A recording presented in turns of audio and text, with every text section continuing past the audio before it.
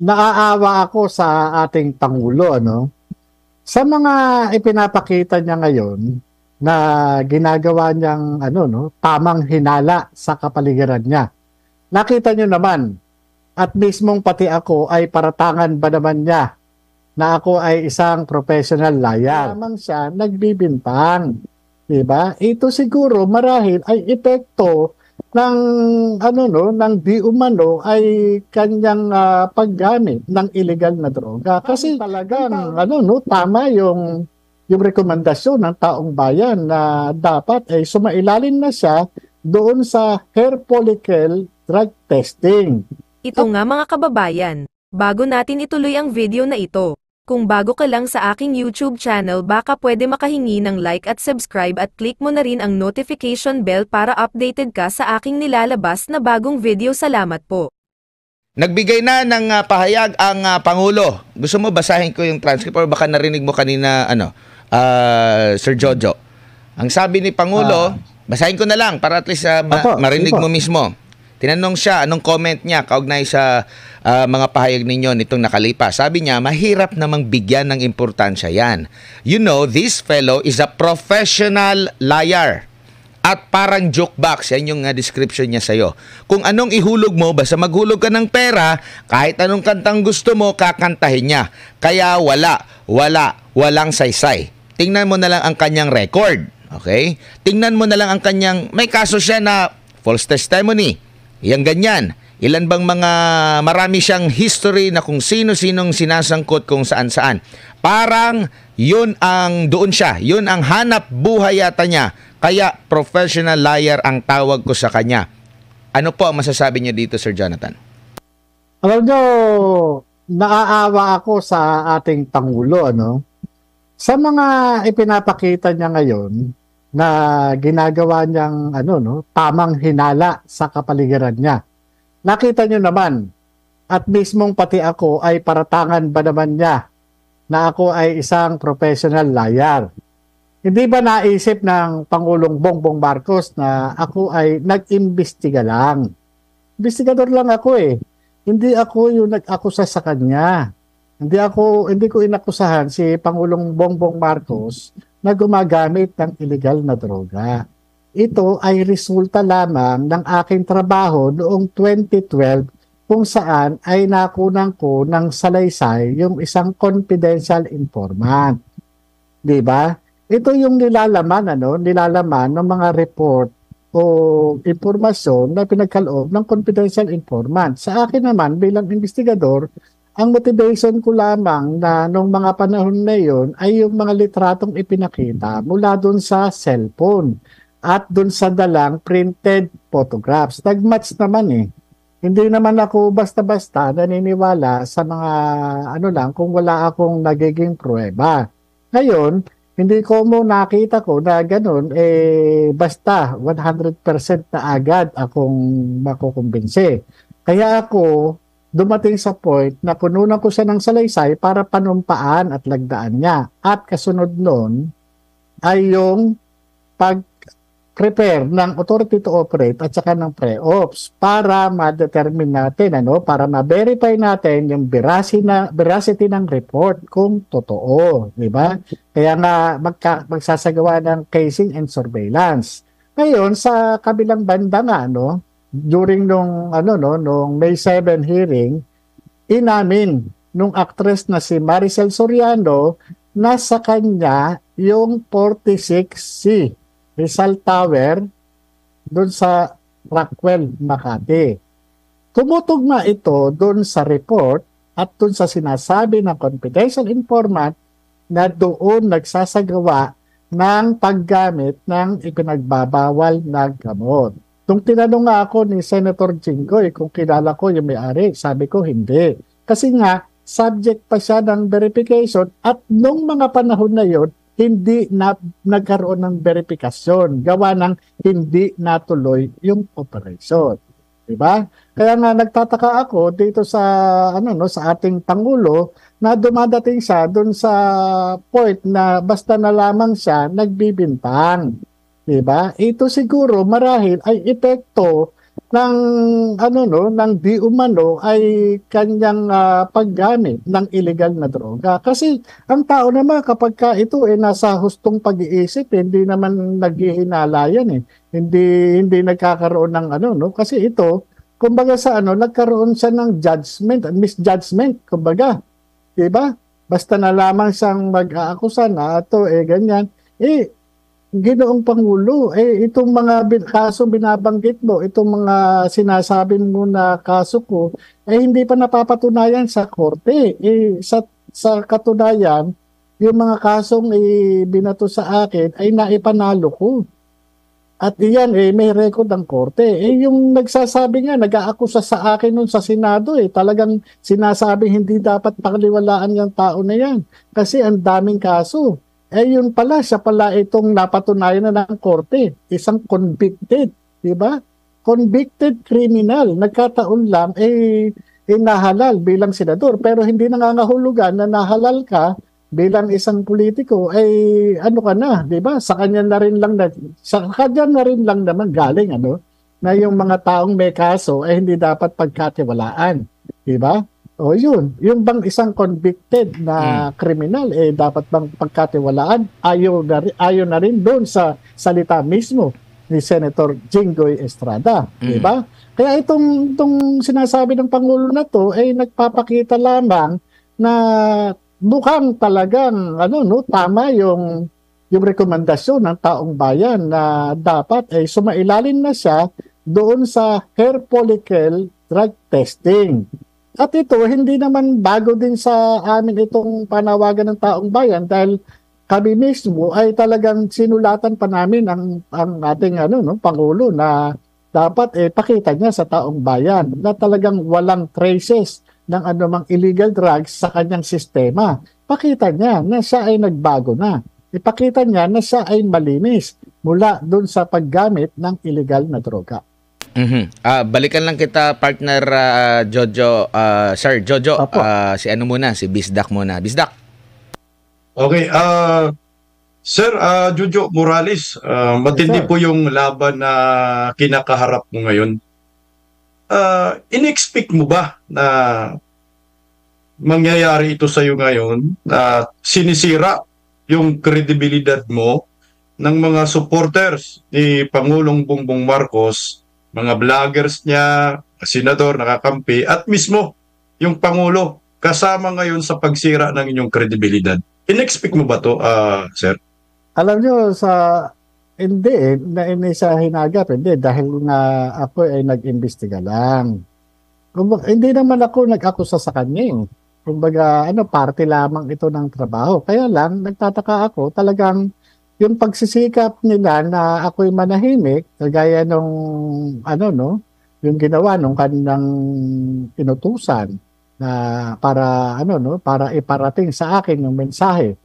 Diba? Nandun yung kalakip doon, yung, pagbabanta at yung mga pagtulong, di umano, o ano man, na kahit ano yung, hilingin, talagang, kung ako, nagsisinungaling, bakit mag-uutos pa ng tao upang ako ay pahatiran ng mensahe, 'di ba? Bakit ako kailangang kausapin ng isang James Kumar? 'Yun ang pinahatid sa akin. Gusto akong kausapin Bakit ako pag-aaksaya ng panahon? 'Di ba? Kumbaga sa isang kalsada na naharangan ng isang isang napakalaking napakalaking bato galing sa itaas ng bundok, 'di ba? Kung ako ay hindi balakid sa kanila, hindi ako pag-uukulan ng pansin ng mga ito. Kung ako ay walang walang halaga sa kanila, hindi ako pag-uukulan na talagang pagtutulungan. Biruin nyo, nagtutulong-tulong sa akin Kongreso at saka Senado. Mababang kapulungan at saka mataas na kapulungan. Bakit? Diba? Dahil ba doon sa hindi ko pagpayag na manahimik at tanggapin yung iniaalok nung kanilang mensahero? 'Di ba? Kung itong itong aking kaalaman patungkol dito sa sa nangyaring investigasyon noong 2012 wala hindi kung walang halaga sa kanila 'yon. Dahil nga siguro may mahalaga kaya sila nagkakaganyan. Hindi ba? Kaya nga yung ganyan yung indicator na ganyan para magsalita ang pangulo ng ganyan at nagbibintang dala na lang siguro ng epekto ng ipinagbabawal na gamot sa kanyang sistema. Kaya ngayon talagang mas lalong tumitibay ang aking paniniwala na talagang mukhang wala sa maayos na pag-iisip ang ating Pangulo. Hindi ba? Mukhang wala siya sa maayos na pag-iisip. Gawa ng nagtamang hinala na siya. Sabi nga meron tayong meron tayong mga kasabihan lalo na sa mga sa mga kanto patungkol doon sa mga gumagamit ng illegal na droga na praning, 'di ba? Lahat pinaghihinalaan niya, 'di ba? Kung ito ay nasa gustong pag-iisip, hindi magiging ganyan yung kaisipan niya. Kasi pangulo ka magsasabi ka na ito mga ganito dahil maraming kaso, hindi sapat yun. Bakit yung, di ba? Hindi po pwede na itong tao na may kaso, bakit alam ba niya ang ating Pangulo kung bakit nagkakaso yung tao na yun o yung inyong lingkod? Dahil lamang sa trabaho. Hindi doon sa pa man. Hindi ba? Yun lang po. Sir Jonathan, follow-up lang na tanong. Sir, sinabi mo doon sa interview at ngayon na pinuntahan ka ng mensahero at kinausap ka. Sir, anong pangako nila sa'yo? Binabrag ka na ba nila? Opo. Bali, ang sabi ko, tulungan, kinakailangan. Kumbaga sa ang unang inaalam kung na konektado ko sa politika o kung kaninong partido, binanggit na pangalan doon. At yung nga, ang sabi, tulungan na lang. At gusto ako makausap ng isang James Kumar. At parang nga doon, ang gusto, manahimik na lang. Dahil kailangan tulungan to dahil papatayin. Diba? Yun yung yun yung mga narinig ko mula doon sa video call, yung ginawang pakikipag-usap doon sa aking kaibigan na pumunta doon sa bahay. Siya yung kausap, pero na-capture ito ng CCTV camera. Diba? Yun yung Kaya nga nagtataka ako, sabi ko, ganun ba sila ka-apektado para para magpahatid ng mensahe, diba? Para gamitin yung aking kaibigan para tagapaghatid ng mensahe para ako ay makipagdesisyon o apektuhan yung aking pagdedesisyon. Yun yung Kaya nga ang sabi pa nga niya, ikaw naman handler niya, ganyan. Hindi. May sariling pag-iisip yan. Yun ang sabi ng aking kaibigan. Kaya doon, pagka ito ay naipalabas, itong video na ito. Nabanggit mo ba ito sa Senado last time, Sir Jojo? Opo, nabanggit ko po pero doon sa yung Senado. pagpapalabas ng mismong video ay pinahintulutan ka pa? Wala namang hindi sa pinasumpina, kaya nga yung nga lang ang ang nakakalungkot doon sa Senado, kahit na mayroon kang nasasabi na mayroong intelligence value, parang hindi nagiging interesado yung mga nag-iimbestiga. Merong iba nakaka-pick up na nag-iimbestiga sa Senado, pero merong mga nandun sa Senado na hindi interesado. Kasi bilang investigador, sa mga ganyang mga lumalabas na impormasyon, dapat yung pinag-uukulan ng pansin para at least na i-elaborate yung yung mismong impormasyon para at least maitala. Doon nagkakaroon talaga ng pagkukulang. Yun lang ang problema doon sa sa ginaganap na Senate investigation. Hindi naman natin din masisisi si Senator Bato, gawa ng siya lang mag-isa at napakaraming resource person. At dapat dito, kumbaga sana yung mga committee nagtutulong-tulong para ma-extract o ma-elicit yung information mula doon sa mga resource person. Kasi ang nangyayari sa aking personal experience, ang nangyayari inaatake, talagang tinatadtad yung resource person para mapigilan makapag-reveal ng mga information. Dapat sa investigation is to extract information. Diba? Para at least mapalitaw mo kung ano ba yung nasa likod ng kwento na yan. Ang pinag-uusapan dito yung PDEA leaks. Dapat, paano lumabas yan? Ano yung laman yan? Diba? Paano lumabas yan? Ano yung motibo na bakit inilabas yan? At ano yung mga laman ng inilabas na yan? Ano ang magiging epekto nito sa ating lipunan, sa gobyerno, sa mamamayan? Di ba? Yun dapat. Ang nangyari, isusuppress ka sa pamamagitan ng aatakihin ka, ika-character assassination ka para hindi ka makapagsalita. Di ba? Ito yung walang pagkakaiba no doon sa paghahatid ng mensahe sa akin para hindi magsalita at ganoon din kapareho ng ginawa sa Senado para masuppress yung aking yung aking knowledge na hindi ko mailabas para ma-record doon sa Senado, doon sa ginagawa investigasyon. Sir Jonathan, linawin lang natin, Sir Jonathan. Wala po kayong kinalaman sa pagpapakalat ng PDEA leaks. Alam nyo, kaya nga po ako sumulat noong April 7 kay Director General Lasso ay para sabihin sa kanya na wala akong kinalaman dyan. Yung mga classified documents na yan ay nandun sa IIS. Doon naiwan yan. Dahil doon naman talaga nandun yan. Walang ibang lugar na po pwedeng puntahan yan kundi doon lang sa IIS, doon sa Intelligence Investigation Service. Ako, wala akong kinalaman dyan. Kung ako, meron man akong dyan, di sana 2016 pa lang. Nung tumatakbo pa siyang Vice President, kung gusto ko siyang sirain. Kikita pa ako, di ba? O sana noong 2022, di ba? Kung gusto ko siyang sirain o pagkakita, gano'n din. Pero hindi ko trabaho yan eh.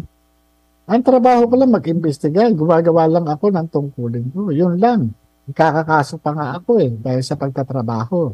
Ngayon, madaling sabihin, kaya sinasabi niya, madali yung yung ganyan, may kaso yan para hindi paniwalaan.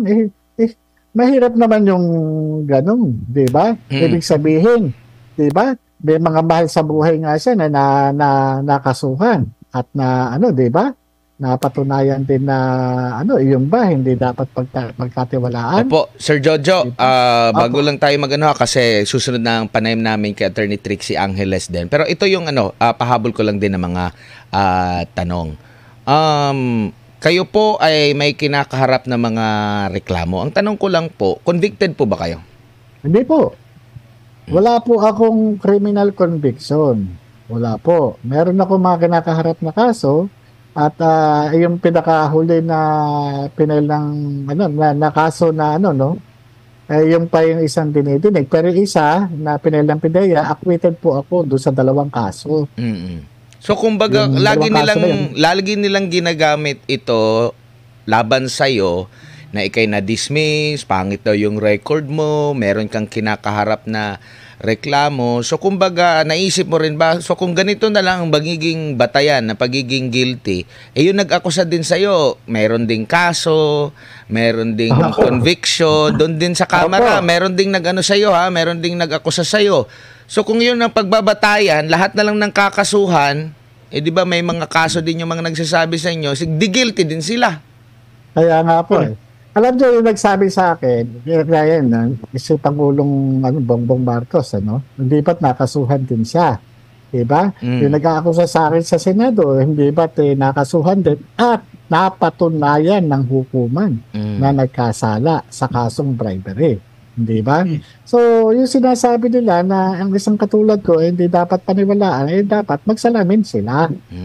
Di ba? Kaya naaawa ako dito sa ating Pangulo dahil yung kanyang kinikilos ay mukhang epekto na ng ng di umano'y paggamit niya ng ipinagbabawal na gamot. Di ba? Bakit hindi na lang niya harapin ang katotohanan at ipakita sa buong mundo na siya ay malinis? Magpa-drug test na lang siya. Tanggapin niya yung hamon ng sambayan ng Pilipino na siya ay magpa-hair follicle drug test. Simpleng-simple lang naman po yun. Mas mahirap po yung magpa-interview kesa doon sa hahaba pa yung usapin. Siguro panghuli na lang, pasensya na kasi kulang talaga yung oras namin kasi may next pa. Sir Jojo, panghuli na lang. Masusundan pa ba yung may sinabi ba na masusundan pa yung pagdinig? At syempre mensahe niyo na lang sa taong bayan sa gitna nitong mga kontrobersya na ito. May naka-schedule naman pagdinig sa May 13 sa Lunes at ang mensahe ko lang sa ating Pangulo na wag masyadong wag masyadong tamang hinala. Magpa-drug test na lang kayo para ipakita ninyo na malinis kayo. Yun lang po. Ayan. Maraming salamat, Ginoong Jonathan Morales, sir, sa inyong oras at panahon. Sa ulitin, ingat po kayo.